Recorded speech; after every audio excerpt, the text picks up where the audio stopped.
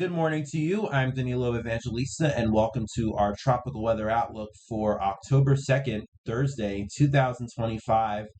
Today, we're going to be talking about more steam that the Atlantic is producing, even though Imelda has turned post-tropical. There are now two new areas to watch on the National Hurricane Center website, one off the coast of Florida and another one in the MDR.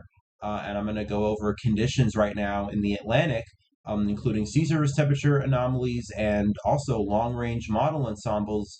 And I'm going to explain to you why these areas, especially the MDR, is going to be something that we're going to have to watch pretty closely over the next several weeks for potential development and for the continuation of what's seemingly a late peak of the hurricane season, as I said, would happen. But obviously, today we have Imelda, which has become a post-tropical system. It did bring hurricane impacts to Bermuda last night, although it did pass just several miles, just a handful of miles to the south of Bermuda. So there was no direct landfall that occurred, but I do believe that they got some pretty strong winds as well as some heavy rain. But conditions should be clearing up in Bermuda now as Imelda is moving very far and quickly off to the northeast. It's 75 miles per hour right now, minimum central pressure at 980 millibars. So still a hurricane strength system, but it is no longer a tropical system. So we're no longer calling it a hurricane. And once again, moving very quickly to the east-northeast at 29 miles per hour. So this is moving on pretty quickly, and conditions should continue to improve in the island of Bermuda for the rest of the day. But meanwhile, there are two other areas that we need to be watching very closely in the Atlantic right now. There's one area off the Florida coast, and this is a little bit tricky because this probably will not develop, but the models still try to do something with development here in the far northeastern Gulf and just off the coast of Florida. It's one interesting low pressure area, and regardless, I will tell you that it's going to bring heavy rainfall to the southeast, especially Florida.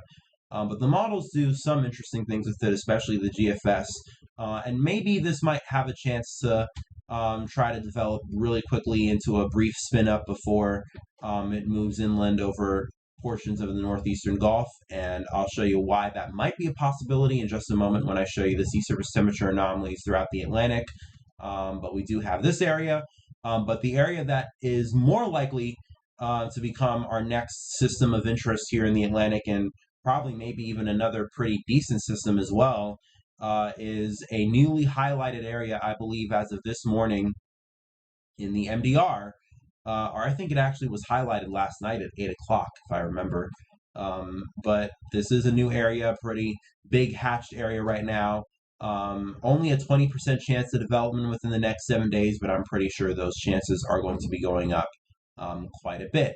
But in the Eastern Pacific, there's also stuff happening right now as well. There's Tropical Storm Octave, and this is strengthening at 65 miles per hour.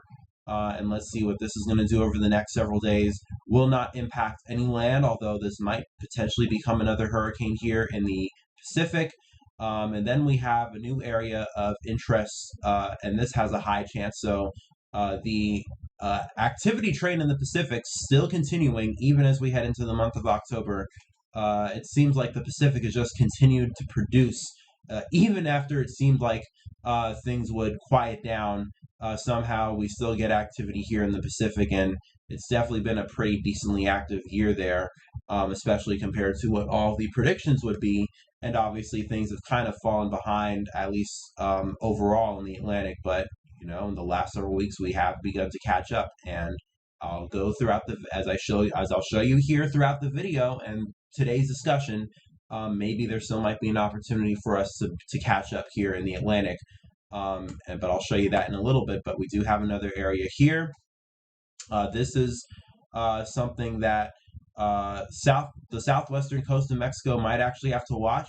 The National Hurricane Center mentions it here. but they do say that it will remain parallel and offshore to the coast, so maybe we'll not get a direct landfall, but obviously this is a development occurring pretty close to the coast of Mexico. So definitely monitor the progress of this. It has a 48, or in the next 48 hours, this has a 50% chance of development, and in the next 7 days, a 90% chance of development. So at least within the next week, this is more or less likely, probably going to be our next system here in the Pacific. So activity continuing for them. Here's a look at how things are satellite imagery wise in the Atlantic right now. And they've definitely quieted down, or things have quieted down a little bit, obviously, especially compared to last week and earlier this week when we were watching two hurricanes here in the southwestern Atlantic. Now, both of them have dissipated, and in general, things are kind of calming down for a little bit in the Atlantic. But again, we might see another ramp up here in a matter of a week or so. There is an interesting tropical wave here in the central western Atlantic, and looks like this doesn't, or it will not do much, although it is an interesting tropical wave. And then you can kind of see here as Imelda turns post-tropical, it now is developing a frontal feature that you can see is developing over here. And in general, this is a front and a general trough system that's come off the East Coast. And because of that, you can see very, very dry and sunny conditions for, in general, most of the eastern half of the United States. And I can tell you right here in New York City, where I live today, it is a pretty nice and sunny day. So that's the weather we have along the east coast of the United States right now. And obviously, this is all going to continue to move on off to the east-northeast. And you could actually kind of see how this entire system here is connected. And also, the energy remnants of Humberto probably getting entangled up here in Imelda. And this is, again, going to move on off to the east-northeast. Might bring some remnant, or the remnants of whatever is left over here from Imelda. Maybe might bring some impacts to the Azores, and then maybe we'll also have a pretty impactful system as well for Europe, but obviously not as a hurricane anymore, because it is now officially degraded and transitioned into a post-tropical system. Meanwhile, in the Eastern Pacific, things are still going on. We still have areas to watch. Obviously, we have Tropical Storm Octave, which is here in the central western portion of the Eastern Pacific Basin, producing some convective activity right now. So it's maybe trying to intensify a little bit. And again, the National Hurricane Center forecasts that this will become a hurricane, maybe, although this won't be an area that we have to watch really, because this will be very far offshore. So Mexico, you won't have to worry about Octave here, or even Hawaii in the Central Pacific. Looks like there's nothing happening there. And then we do have another bundle of convective activity here, and this is associated with the other area that the National Hurricane Center has marked. And this is going to be something that'll develop much closer to the Mexican coastline. And again, you guys are going to have to watch it more closely, but looks like as of right now, it's going to stay offshore. But let's now get to the overall conditions that we're going to be watching here over the next several weeks, because as I've said before, I think the Atlantic still has some steam in it, and obviously given the current tropical weather bulletin in the Atlantic, there are still things that are popping right now, or that might pop, because the Atlantic still has some steam left in it. And one of the reasons why is, look at these sea surface temperature anomalies here throughout the entire Atlantic. Pretty much since July and August, we've seen a huge warming of the Atlantic Ocean, especially compared to earlier this year. And it's pretty much remained with us all throughout the peak of the hurricane season, and now we're in the month of October. And I kind of said that would happen. Obviously, we did not have that much in the way of activity in the Atlantic here during the peak of the hurricane season, at least during the heart of the peak in September. But if you remember, the peak of the hurricane season technically is from August to October. So yes, we are starting to get into the latter half of the hurricane season, but we are still in the peak. So we still have a pretty decent amount of activity left, climatologically speaking, and I went over that yesterday. But um, there, there's still a moment or section of the hurricane season that we still have to go. And the point I'm saying that is because look at the sea surface temperature anomalies we have through here. The MDR is still very warm, and especially the Caribbean and Gulf of Mexico, and even up here in the northeastern Gulf.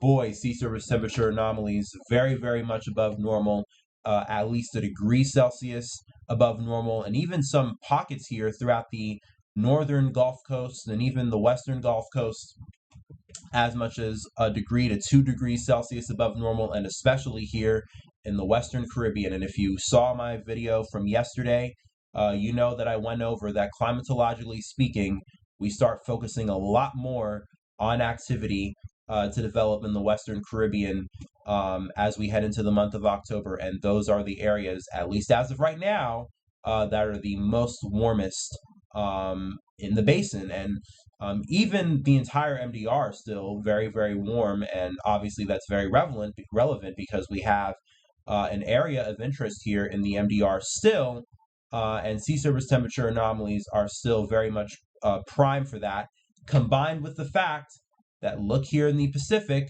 we have these cooler sea surface temperature anomalies, and if you've been following me for the last several years by now, you know that means La Nina, or in the very least cool neutral. And we've seen how these seasons have panned out in the last several years. Even if we had a stall of activity sometime in July or August, especially given that we have a lot of the hurricane season to make up because of how weird things have been this year, the late season almost always comes back when there's a combination of a very cool ENSO in the Pacific and a very, very warm Caribbean and Gulf, and a warm tropical Atlantic as a whole heading into the month of October. And I just want to show you here specifically how cool these anomaly values are. And this is a look at the Nino 3.4 region in the Pacific. So pretty much an average of the Pacific region here, which is the area that we typically look at when it comes to predicting ENSO in the Pacific. The Nino 3.4 region, it's roughly, again, somewhere right in here, and you can definitely tell that there are a lot of cool anomalies in here, and the current average of the Nino 3.4 is at negative 0.5 degrees Celsius, and that is actually, if you are somebody who is on top of it, that is, yes, the official threshold for a La Nina. So right now, we are actually meeting the threshold for a weak La Nina in the Nino 3.4 region in the Pacific. Now, obviously, this is something that we have to monitor for at least the next month or two before we can officially say that we are in a weak La Nina, because these kind of things, they take a little bit of time. And when it comes to ENSO, it's a prediction or a predictive factor that we're talking about over a span of several months, and even in some cases a year or two.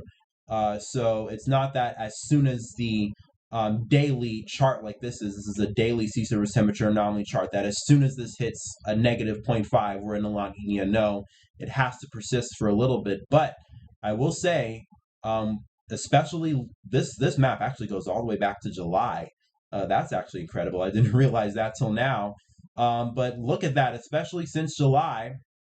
Notice the overall trend. If you have any decent IQ points, which I'm pretty sure most of you have, you can look at this graph and see that we've been in a downward trend in sea surface temperature anomalies since July. And sometimes we would have these, peaks where it would bottom out and then go back up and then kind of stall and then go back down. But in general, the trend for the last several months has been downward. So we are heading towards a La Nina, and in fact, we might almost already be there versus the average of the sea surface temperature anomalies in the MDR. On the other hand, it's pretty much been the inverse. We've been warming up and increasing since July, and pretty much throughout the entirety of the peak of the hurricane season, we've been very persistent at very, very warm sea surface temperature anomalies. The latest value right now at 0.6 degrees Celsius above normal. So pretty much we have favorable conditions, warm Atlantic and cool ENSO. And yes, we had that even as we were heading into the month of August and September, and we still had quite a lackluster peak of the hurricane season, especially in early September. But again, as we're heading into the month of October, sometimes the hurricane season really comes roaring back, and we really see things, um, make up for themselves. And it looks like these factors are going to help play a role, or, I don't want to be redundant in my language. It looks like all of these factors are going to come together, and we're already seeing the results of very warm Atlantic and potentially a more La Nina-like base state to the atmosphere for the month of October. And I can already show you the results in looking at the European ensembles for today. And look here, over the next 7 to 10 days, this is how long the European ensemble range goes out. You could see, even as we're heading into the month of October, we have something here that develops in the MDR. And yes, this is associated with the hatched area here in the MDR that the National Hurricane Center has right now. And there's definitely quite a bit of ensemble support. And notice as well here too, look in the Gulf of Mexico and in the Western Caribbean, and even especially here closer to Central America in the Bay of Campeche. There's also quite a bit of ensemble action that occurs there as well. No solid signal yet, at least not on the European ensembles, but remember, as I did say, very, very warm sea surface temperature anomalies, and climatologically speaking, this is an area that we're going to have to watch very closely. But especially really quickly here on the MDR, we have one area here, and that is associated with the current AOI in the MDR right now on the NHC homepage. But also, look here in the very long range, especially as we head towards the end of the run, yet another bundle of ensembles come off here, the coast of Africa and into the Eastern Atlantic. So it looks like this year really is following through with the fact that we are having a very, very late peak of the hurricane season. And I also mentioned yesterday as well that as we head into the second week of October, we're going to get an MJO pulse, or at least a convectively coupled Kelvin wave of some sort, where rising motion is going to come back into the Atlantic. And obviously the models are latching onto that idea, because you see that activity really begins to light up here in the MDR. And it's not just the European ensembles. This is the Google AI ensemble, which is, want to use this model a little bit more. And this goes out to the next 15 days. But also, notice here, same thing with the European. We have the signal here in the MDR. Also, something off the southeast coast, and some of these ensembles actually make this a pretty decent storm, although I heavily doubt that that's what's going to happen.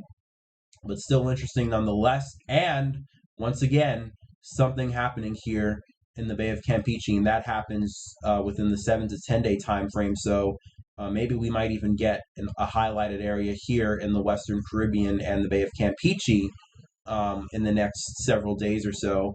I also went over the Climate Prediction Center tropical hazards map, which highlights potential areas of development in the tropics 2 to 3 weeks out. And they also have a hatched area here right over Central America, and in general in the Caribbean and in the Southern Gulf, and even in the Eastern Pacific as well. And that is, once again, the areas that we typically watch for this time of year in the Atlantic. And then to top it all off with the GFS, and I'm only going to show you the GFS operational. I know I could go through the European and all the other models, the Canadian, but just going to settle with the GFS today. And you do see here over the next several days here, we obviously have Imelda that races off to the east-northeast and then eventually becomes a pretty powerful post-tropical system here in the northern Atlantic, and then that moves on off. And then you see here our low pressure area crosses over Florida, and you see what I mean here, where it's more than likely not going to develop, but it's definitely very potent. For one thing, it'll definitely bring a lot of heavy rainfall here for Florida, but it's definitely very potent, has a lot of energy, and at least on the vorticity signature, it does try to consolidate a little bit.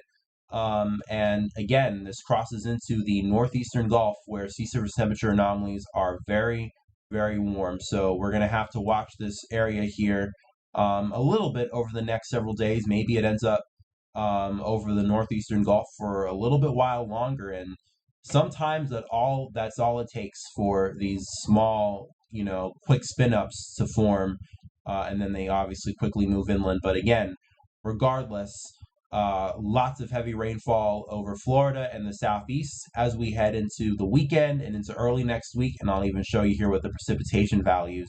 Boy, are we going to get a lot of heavy rainfall to occur here over Florida. Quite a few areas, as much as half a foot, if not more. And then that persists all the way into the southeast, even into Georgia, and even portions of South Carolina. And you want to keep on top of that because, as I've said before, rainfall is a nuisance. It leads to flooding, and lots of people can get caught off guard. And flooding tends to be the number one killer, especially when it comes to tropical cyclones. But you don't need a tropical system or a tropical storm to get impacts like flooding and heavy rain that can cause damage and loss of life. So watch out here and keep on top of the weather if you're in the southeast over the next several days as we head into the weekend here. But then notice here as we head into the end of the week into next week, 7 days out, exactly 7 days from today, Thursday. So this run starts from Thursday today and goes till Thursday next week at least. Well, it goes beyond that, but when we reach the hour 168 7-day mark, it's going to be Thursday next week. And you notice here we have a pretty aggressive tropical wave, which is approaching the islands. And this does go on to develop further on the model here on the GFS. And this falls right in line with the signals that I've showed you on both the European and the Google AI ensembles, showing a pretty decent signal for potential development here in the MDR in the next 7 to 10 days. So things are starting to line up for more activity to come. And we'll see how that helps us here with climatology, because I've not, followed up with climatology all too much, especially since we've kind of been, on the more below normal side here, especially as we went into the month of September. And I don't know why this says 2001 here, because it's not 2001. But here's a graph of how the ACEs played out so far. And if you remember back in August, especially when we had Hurricane Aaron, I was, very potent about, Hurricane Aaron might have a pretty aggressive season after all. But then obviously things fell off pretty badly in late August and early September. But then you notice here, especially because of Humberto, Imelda, and even Gabrielle, we've seen quite a spike in ACE over the last several weeks here. And now we are just barely below normal. I think right now the latest ACE, and I'm going to have to go back to this tab here from before, the current ACE score we have in the Atlantic right now at 91.6, so roughly just about 92 points. And the average that we typically have right now for at least October 2nd is 97 points. So we're just 5 points below normal with ACE. And ACE isn't really something, it doesn't matter, especially when it comes to talking about impacts to land or something or stuff like that. It's more just a technical term that we measure hurricane seasons by. But it is still a significant and important specification or term that we measure hurricane seasons by nonetheless, even though if it doesn't tell the full story. And we are starting to make up with the ACE, and I think that we're probably going to make up with the ACE for the hurricane season a little bit more over these next several weeks, as we have multiple areas which are likely to develop And even if these two areas don't develop, which I think at least one of them will, especially the area in the MDR, we're probably going to have ample opportunity for more areas to watch here over the next several weeks as we continue throughout the month of October. As again, we have a very warm MDR, a cooling Pacific, likely heading into a La Nina. When those two things mix together, especially in the late season, things tend to be pretty active, and especially in the Western Atlantic, where activity tends to be much more frequently in the late season. And obviously, that is very significant because that's where we all live. So, bottom line, if there's anything that you should take away from today's discussion, watch very closely here to the tropics over the next several weeks because things are not done just yet. But with that being said, I'm going to end it off for today's video. Hope you enjoyed what you saw today.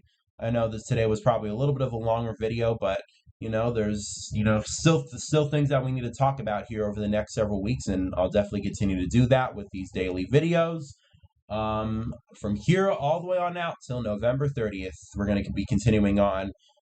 So we're not ending here until the very end of the hurricane season, and even beyond that, in December or even January, maybe something that might pop up. More than likely will not be impactful or significant in any way, but you never know. But with that being said, I'm going to end it off for today. Enjoy the rest of your day. Stay safe. Peace, love, and kindness to you all. And as always, I'll be back with more tomorrow.